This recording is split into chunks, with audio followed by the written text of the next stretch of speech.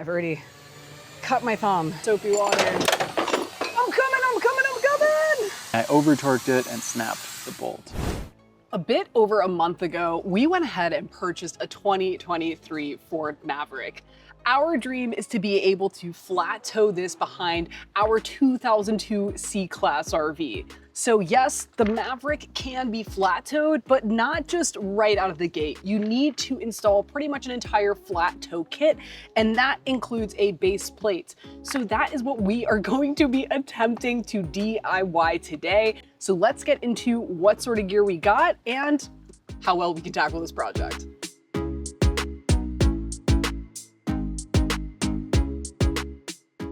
So in this box should be everything we need in order to install this base plate kit. So in the box comes these two mounting plates, and this is a 3-part system for a base plate.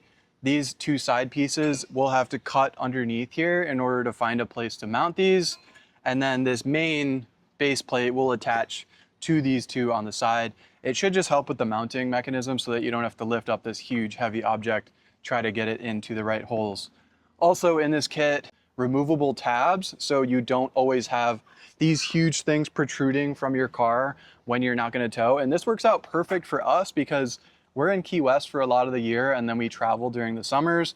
So while we're here in Key West, we just won't use these, and it just won't be sticking out of our car all the time. The only part that should stick out is just these little sockets where these tabs would go in, and then when you clip those in, you are ready to tow. And then of course, what is a kit without installation instructions and some hardware in the back? So we've got to do a little bit of studying and figure out how we're going to get this done, but I think we're ready to start taking some stuff apart. What brand did we go with for our flat tow setup? And it's also on the box here, but we went with Roadmaster.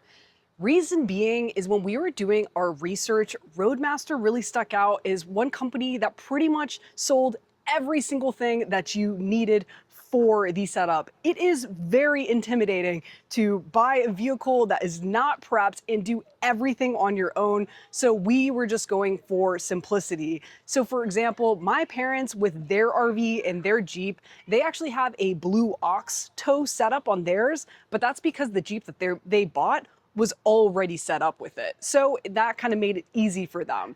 But for us, that we are starting from ground zero, we were just pretty much looking for what seemed like the best company for us to start with, and Roadmaster definitely stuck out. And then as we did more research, I will say one really cool thing about Roadmaster is that they manufacture all of their parts in the US. So they get the raw steel, and these parts, it is ridiculous how well built these things feel. The only things that they don't manufacture are like specifically like the nuts and bolts, but as for all of these steel components that we have here, they're all made in the US. So that's pretty cool and honestly not that common these days. So far we love that from Roadmaster, but we'll see how we love this install. So let's get into it. So there's going to be 3 main stages to this project. Step 1 is getting everything removed so that we have access to what's underneath the fascia. So we're going to be prying this entire panel off, as well as this little headlight part. It's all going to fall off of the front of the vehicle, and that gives us access to what's underneath. Step 2 is going to be taking a multi-tool and trimming some of the plastic components that are underneath the fascia, and that's going to give us the clearance that we need in order to install all of these parts. And that is going to take us to step 3, which is to actually put everything back onto the vehicle. All of these parts of the base plate kit are then going to be installed on the front of our Maverick and should be ready to attach a tow bar to.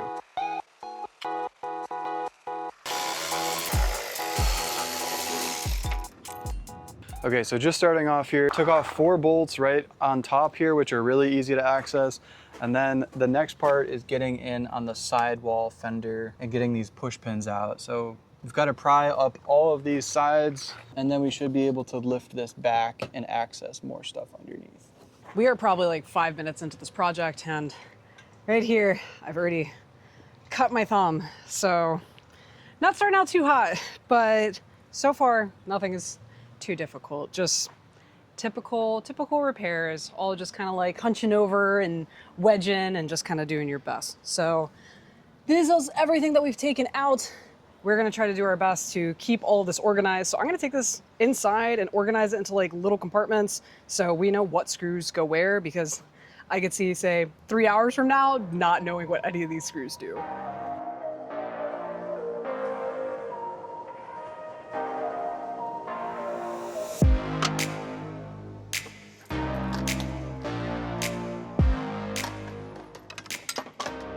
Okay, I had to lower the truck off these ramps in order to turn the wheel and get access, because you have to pry this panel back, and there's 3 more 10mm bolts that are underneath that. It basically connects the front fascia to the sidewall fender.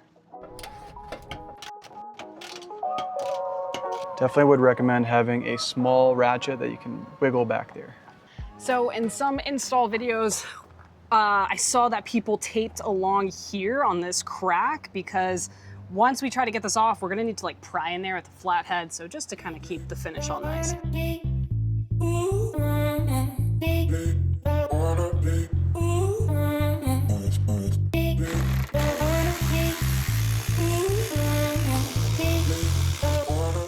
Thank God we jacked this up. I don't think I could squeeze under here. So you think this whole thing will just come off? Okay, we're dangling. Yeah, we're dangling. We have the clips up here disconnected. So it seems like this black trim, there's some retaining clips there that are still connected.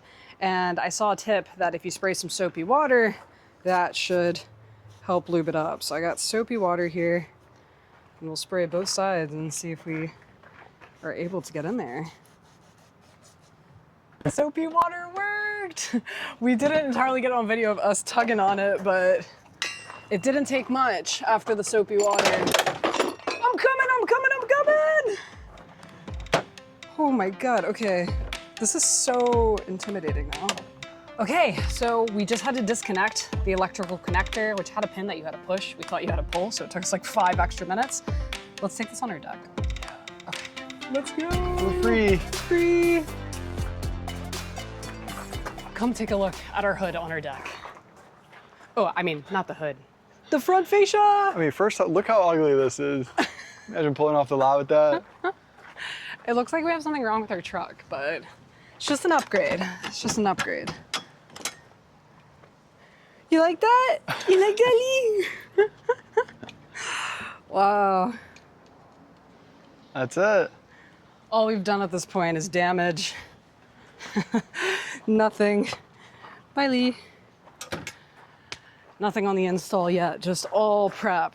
But you know what? If we had to do it again, to get to this point probably took us a good hour. And if we had to do it again, we could probably do it in half the time. Yeah, not terrible. It's just, No. you know, we're watching a tutorial video, just trying to figure out where all the clips are and how Right. things go, but not too bad. And that is the final piece we have to remove. Now we're on to the second stage, which is trimming.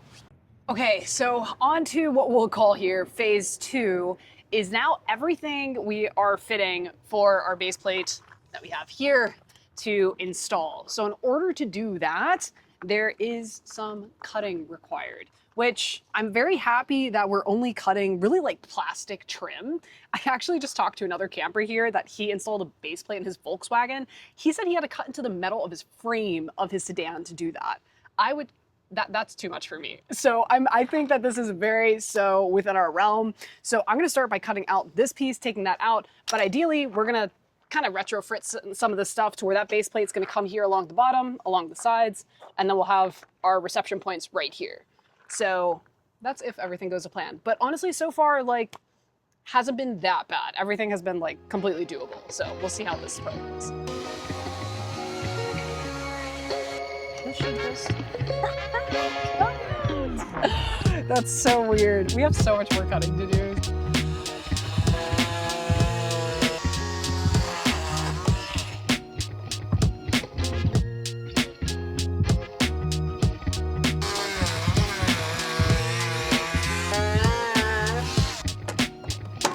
Oh. Just some muscle and it just comes right out, huh? I think I was definitely nervous Show your winnings. to cut, but it wasn't too bad. I think the other side will be able to get a lot faster, especially knowing what section I'm looking to get out. But this is where some of our stuff should be coming.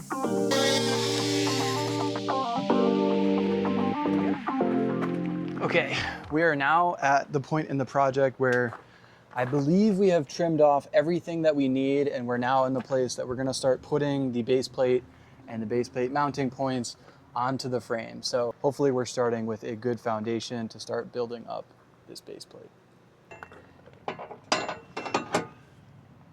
So when we put these two brackets in, it actually fits really nicely from these 3 factory bolts that we put off. So it slides right onto one bolt, and then the other 2 holes should line up.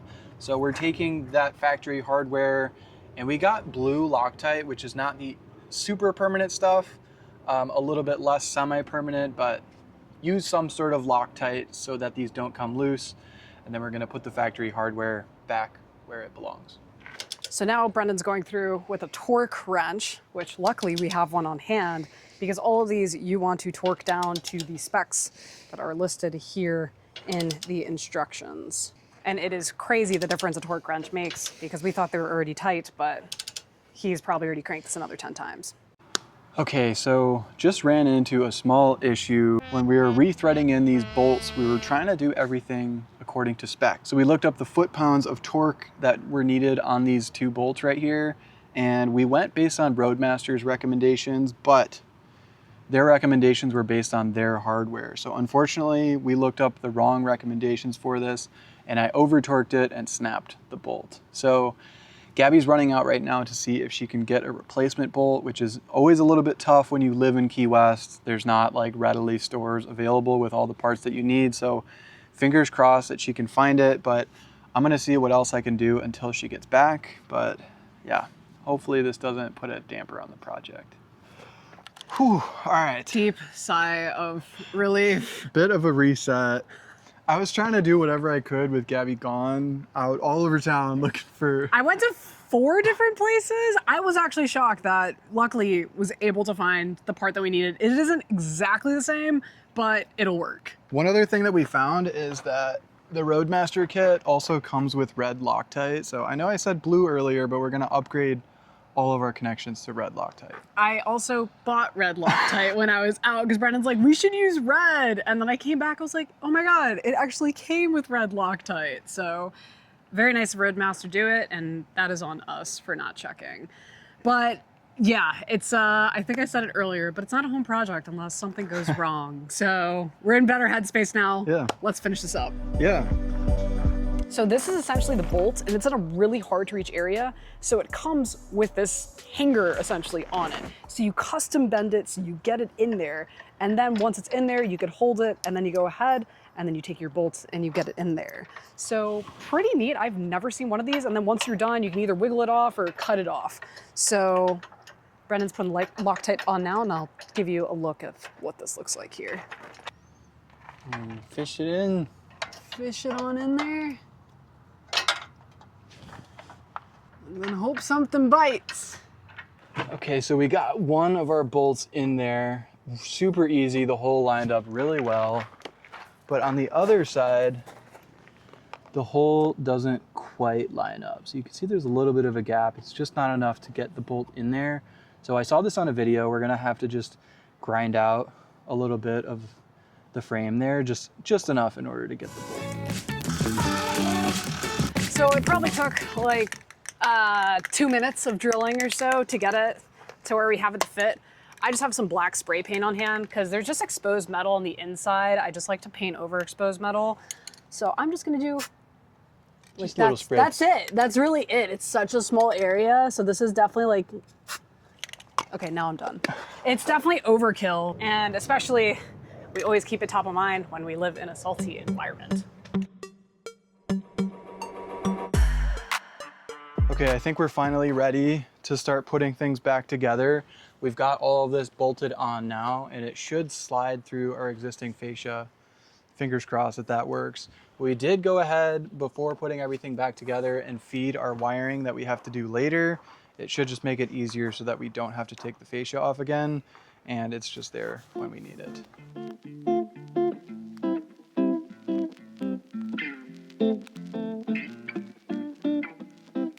let's push this till it clicks in. And then push these in. Right? That's crazy. Check out this fit. So they go right in these holes. This is where the 6-pin will go. And then the rest of our hookups. And then when you have your actual pins, they'll slot right into there. Sweet. But yeah, when these are out, it's so low profile. It's You really wouldn't, nice. From looking at it, this isn't installed yet, but from looking at it, it literally looks like no different. Which in a way can seem not rewarding for so far our 6+ hours of work that we have on this thing, but it's kind of nice. I would prefer it to not be noticeable. I am so happy that I made my little system for what screws go where, because after today's heat and everything else, don't think I'd remember. So, oh, Haley, hey baby. So this is my 5 dishes of screws. So the first one we're gonna do, that I have this written out, 8 screws for skid plate under the car. Let's go.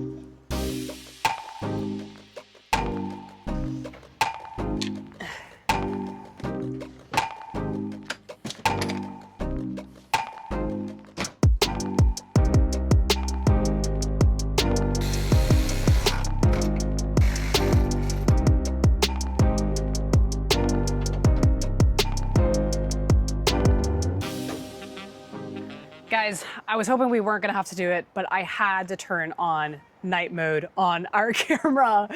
This project took us a bit over 7 hours to complete, and this is pretty much all we did, which I know it'll be hard to see now, but is the hardware setup for our flat toe. So here we do have electrical that we left here easily accessible, so that way we can go ahead and set up our 6-pin here that we'll need to tie into our taillights and then get whatever braking system that we're gonna go with. But if we did not have the broken bolt happen, we definitely could have gotten this done within 5, maybe 4 hours, because the motivation kill of having something go wrong and then a bit over an hour of running out to stores to get the parts that we needed. But it is kind of comical that the only part that broke was actually from Ford, and the Maverick is made in Mexico. So nothing from Roadmaster gave us any sort of issues. And honestly, all in all, the install was not that bad. So stay tuned, as we are definitely gonna get the electrical going next. That will be next week's video. And guys, we will catch you then.